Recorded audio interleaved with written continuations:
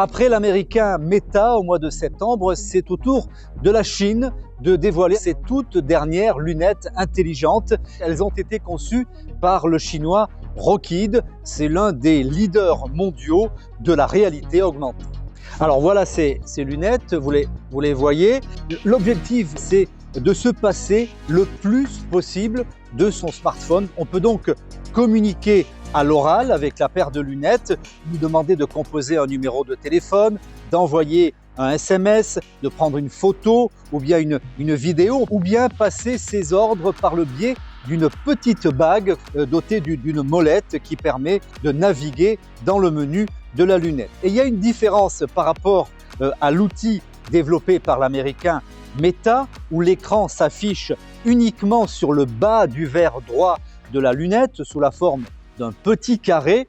Là, chez le chinois Rockheed, l'écran est beaucoup plus vaste, il couvre les deux verres, mais il y a quand même un inconvénient, c'est que le texte couvre une grande partie du champ de vue et ça peut être assez perturbant. Alors les lunettes avec leur écran peuvent aussi servir de GPS et puis l'intelligence artificielle intégrée permet de recevoir une traduction simultanée lorsqu'on échange avec une personne dans une langue étrangère.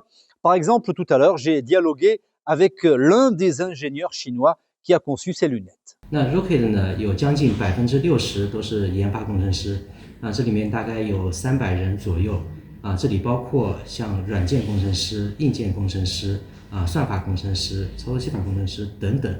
那这些一起来共同协作完成我们的这个创新型的产品。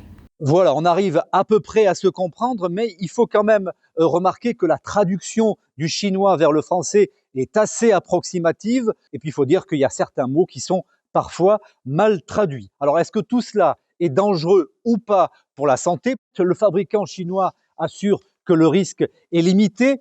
L'écriture, en effet, apparaît derrière le verre de la lunette avec une profondeur virtuelle qui est assez importante, 5 à 6 mètres, c'est-à-dire beaucoup plus que lorsqu'on est face à son smartphone. Pour le moment, on ne peut voir que du texte, impossible de regarder des photos ou une vidéo. Là, il faut revenir à la méthode traditionnelle, c'est-à-dire sortir le smartphone. Enfin, ces lunettes, elles sont chinoises, ça c'est clair, mais pas à 100%, parce que vous savez que la Chine n'est pas encore capable de concevoir toutes ses propres puces pour l'intelligence artificielle.